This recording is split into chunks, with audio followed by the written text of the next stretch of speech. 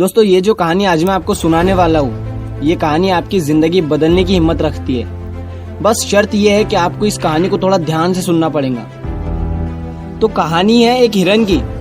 एक बार एक हिरन जंगल में पानी की तलाश में घूम रही थी, भटक रही थी इधर से उधर। बहुत प्यास लगी थी उस हिरन को, बहुत देर से भटक रही थी पानी की तलाश में, लेकिन उसे पानी कहीं पर भी नहीं मिल रहा था। थोड़ी देर जंगल में इधर उधर और भटकने के बाद वो हिरन एक पेड़ के नीचे बैठ जाती है, एक झाड़ के नीचे बैठ जाती है। तो उतने में उसे पानी की नदी की आवाज सुनाई देती है। तो हिरन उस झाड़ के नीचे से उठकर फौरन वो पानी की आवाज की तरफ आगे बढ़ती है। तो वो जो देखती है उसके सामने एक बड़ी सी नदी। तो जैसे ही वो हिरन उस नदी को देखती है तो बहुत खुश होती है, मानो उसे डबल से कोई जिंदगी मिल गई है नई।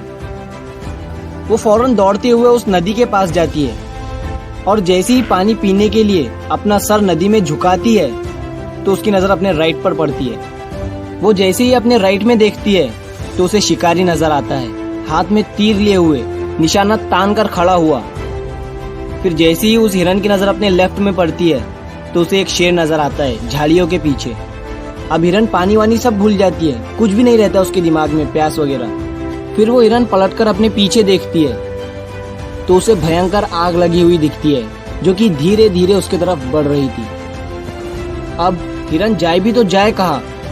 राइट में देख रही थी तो शिकारी नजर आ रहा था जो कि निशाना तान कर खड़ा हुआ था, और अपने लेफ्ट में देख रही थी तो शेर नजर आ रहा था। सामने तो गहरी और लंबी चौड़ी नदी थी और पीछे तो आग लगी हुई थी। चारों रास्ते बंद हो चुके थे, चारों तरफ से मुसीबत आ चुकी थी। अब हिरन सोच में पड़ जाती है और वो ये सोचती है कि चारों तरफ से मेरी मुसीबत आ चुकी है तो मैं अपना काम करके क्यों ना मरूं। मुझे वैसे भी तो मरना ही है तो मैं पानी पीकर क्यों ना मरूं।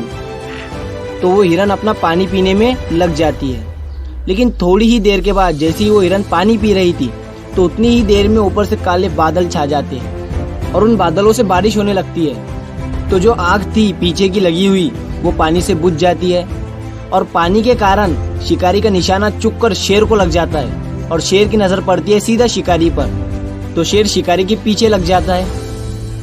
तो जैसे ही हिरन को पता चलता है, जैसे ही हिरन पानी पीने के बाद अपना सर ऊपर उठाती है तो वो अपने राइट में देखती है, उसे शिकारी कहीं पर भी नजर नहीं आता है। वो अपने लेफ्ट में देखती है, उसे शेर भी नजर नहीं आता है। वो अपने पीछे मुड़कर देखती है तो जो आग थी वो बुझी हुई दिखती है।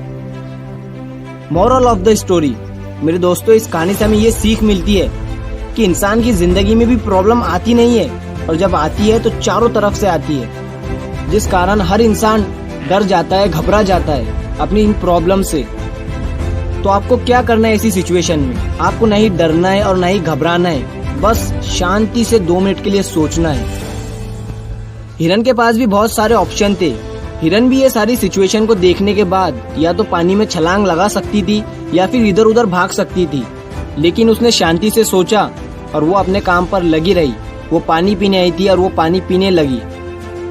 इंसान भी अपनी कामयाबी से थोड़ी ही दूरी पर रहता है, लेकिन उसे मुसीबतें दिखनी शुरू हो जाती है, घर की प्रॉब्लम, पैसों की प्रॉब्लम, जिसके कारण वो कुछ नहीं कर पाता है, घबरा जाता है, डर जाता है। लेकिन आपको ना ही घबराना है ना ही डरना है, बस आपको अपने काम पर बने रहना है। मेरे दोस्तों, उम्मीद करता हूँ आपको ये कहानी पसंद आई होगी।